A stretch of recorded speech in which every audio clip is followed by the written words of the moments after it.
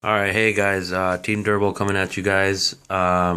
We just went to the Seattle Regionals, and we had my man Alexander Thomas What's up? get first place with Madolche's. This is his second top with Madolche's. If you guys remember, he had a video September of last year, Yep. and he got second then. He got first place this time.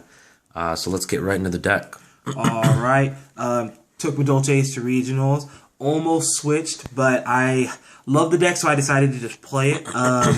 I was the last undefeated player once again, losing in the very last round, 9-round tournament to Spellbooks. Okay, so for my monsters, first Madolche Pudding Cess. As I mentioned before, she's the reason I love the deck, so I played her. I will say, probably not the best option to really be playing, but I would never take her out. So, 3 Madolche, obviously. I went with only 2 Messenger Lotto. Drawing this card, and it's because I'm only playing 1 Mewfully. Drawing this card, it's really not that good. And yeah, you can bring it out from the deck with Hoot Kick and stuff, but that's fine when you bring it out. You don't want drop 3 of a card, generally is for consistency, and you don't want to draw it. The 1 Mewfully is a perfect number, no more, no less.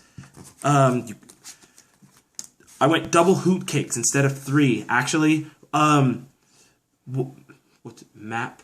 Map Crimson Cobra. Map Crimson Cobra from YouTube. Bijan, he was actually the person to suggest that I go down to 2 initially last week. It worked out wonders. It combos really well with this to make Invoker plays, as you all know. It's one of the perfect cards. That's the Madolche monster lineup. Now for my tech, kind of like I had last time. This time, double Guardian Iados. Best card of the day, except maybe Scrap Iron Scarecrow. This card, it's so good. It's one of the most solid first turn plays. It's just a hefty body. It helps get damage done, which this deck kind of has a problem doing. And you can use it to your opponent has to basically do something about it, which fuels Hoot Cake. Oh, and then you contribute it for Pudding Cess, but like I said, I probably wouldn't be playing Pudding Cess unless I really loved it, which is what I do. Kaiku the Ghost Destroyer, I main one, side one. This card is so good. I played 4 dragons, 3 spellbooks. So of my 9 matches, 7 were the top deck. Oh, seven were the top deck. Kaiku's great against both those decks. You have to play it. 3 Maxis. I put the 3rd one into my main deck like a minute and a half before the tournament began. It's perfect. Maxi is so good. Obviously, it's good in general, but then it allows me to make Hoot Cake plays. And then double Effect Veiler. I mean, I don't necessarily like Effect Veiler, but it's really necessary, obviously. I had a very low spell count. 1 Madolche Chateau this time. Chateau's really good against control decks, but not control decks the way dragons play it. And so I wanted to have it in there, but I really don't care about drawing it very often. Ticket, on the other hand, I decided to go 2. Ticket could give me the Madolche I needed for any given situation, obviously, but because of that, like sometimes I would need Madolche, sometimes I would need Hoot. It really depended on the situation. Ticket could turn one Madolche into another. In Dragons, I would always side one of these out, and all of these out, leaving me with only 3 spells in game 2 and 3 of the match. 2 Forbidden Lance. I mean, I know it's not great against spellbooks and dragons, but I had to keep stuff in there for other decks should I play them. This actually ended up helping a lot, even against dragons, because it allowed me to play past their big monsters. Protecting the queen after it got Veilered. Book of Moon is so good right now. It's so good. You can use it to force Tiramisu's effect through, to stop Draco Sax from blowing up your cards. Book of Moon really does it all. You can stop Xyz summons and Evil Swarms before they happen, or force them to activate the quick play right there, and then do something about Ophion the second he hits.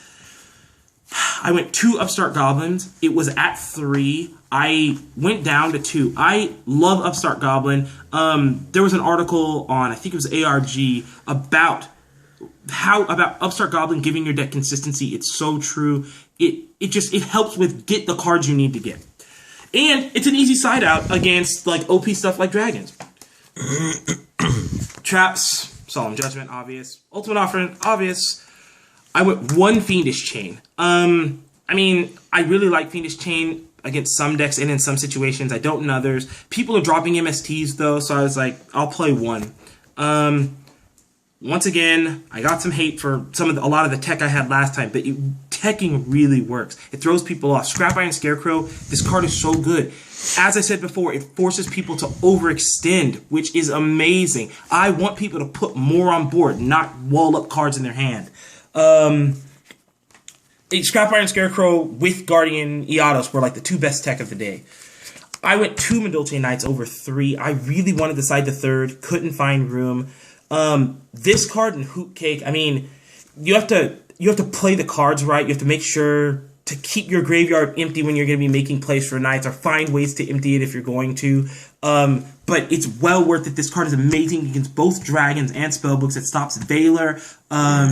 It stops Valor. It stops the dragons when they're in the graveyard, and so once they have mismatched numbers, you can force them to just keep 1 dragon out, or you can just straight up stop the Xyz if you have a way of handling it on your own turn.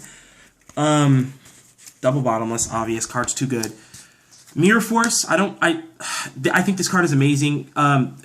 With Scrap Iron Scarecrow, it punishes overextension. Plus, again, people are losing MST, so Mirror Force is just so good.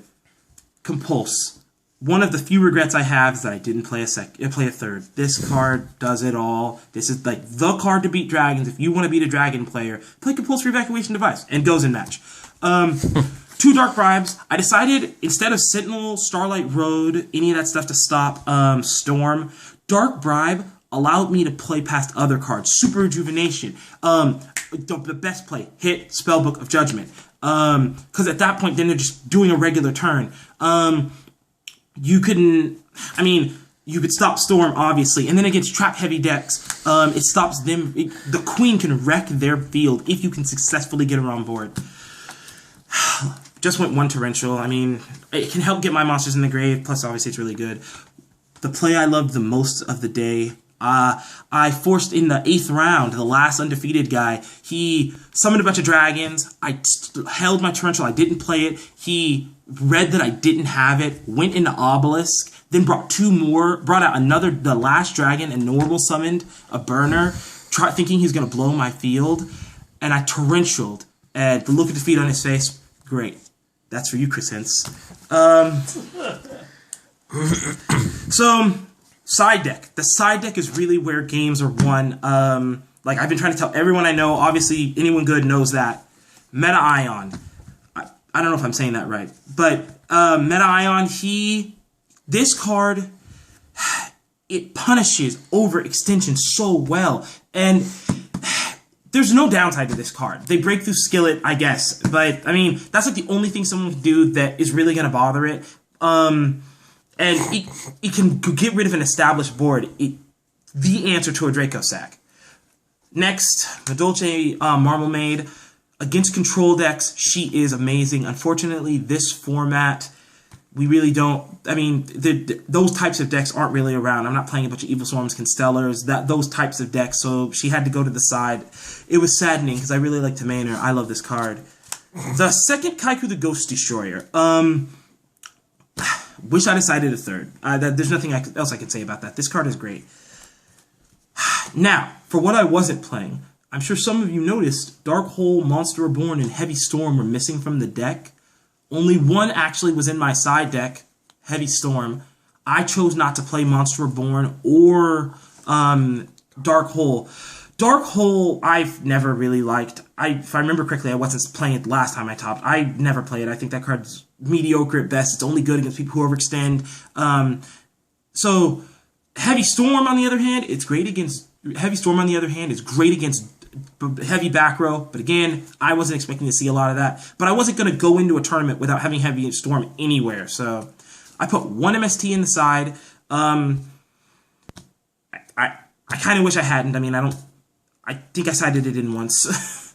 The second Chateau, if I did play some back row stuff, and I actually did, but the other two matches was one Gadget, one Gravekeeper, and Chateau's also I sided in against Spellbooks to get rid of their tower. And to one Anti-Spell Fragrance. I mean, I didn't want to... My deck almost auto-loses to Spellbooks. I knew that going into the tournament, so I was like, I'll side a couple cards, but I mean, I knew I wasn't going to beat them. I ended up beating, but I didn't expect to, so I wasn't going to waste space when I could use that space to beat dragons. Vanity's Emptiness, this card is so good. Do not play it early, sit on it. Wait, use your other options first. Vanity's Emptiness, late game, amazing. Use it on the little dragons, guys. 3 goes in matches, I play 6. This goes in match is the... If you're trying to beat dragons, here's where you do it. Goes in match, max C. They cannot play around this card. People claim Blaster, but I mean, that gets rid of 2 dragons and locks away Blaster from summoning for the turn. It just... And also, you have other back row, and they're choosing to use Blaster on this. It's great. 2 Imperial Iron Walls. Everybody's playing it. It's really amazing. That second Scrap Iron Scarecrow. If I had room, I'd main it. This card is... I cannot overstate how good this card is. I'm using it against dragons all day. If people want to blow this up with their back row destruction, I say go ahead. My other cards actually stop. They actually stop the combos. This stops the damage. I wanted to touch on Monster Reborn.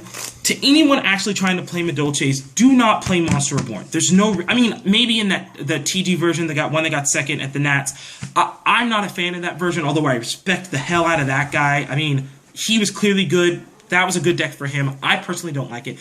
If you're playing a build more like this, though, Monster Reborn, the only thing you're ever doing with it is taking their monsters, and you could just focus on your own strategy instead of like trying to bring one of their dragons back so it goes bouncing to their hand. It's just worthless. In this deck. It's obviously amazing. Extra deck, pretty obvious. I mean, we're looking at 2 Queen Madolches. She's one of the best Xyzs in the game. Hard summoning condition, but so good. Ranked 3s, I went Zen Mines, Invoker, obvious, amazing in Madolches. Tim Tempo, never brought him out. Levier, never brought it out. Leviathan, never brought it out. Acid, never brought it out. Gagaga, never brought it out. Abyss Dweller, so good. Everybody knows it. Should play 2. Maestro, never summoned it. Diamond Dyer is amazing. Oh my gosh, a play... You could blow up Hoots and Muse with this card. It's so good. Or you can blow up Invoker. Invoker? Sorry. I never actually blew up Invoker, but it's just something that occurred to me. No, you can't. That's sad. Excalibur, no, never went to it. Never went to any of these. I gotta tell you guys, Shockmaster, not as good as people think. They'll just Veiler it. Like, yeah, the tournament was at 300 people. It was really good.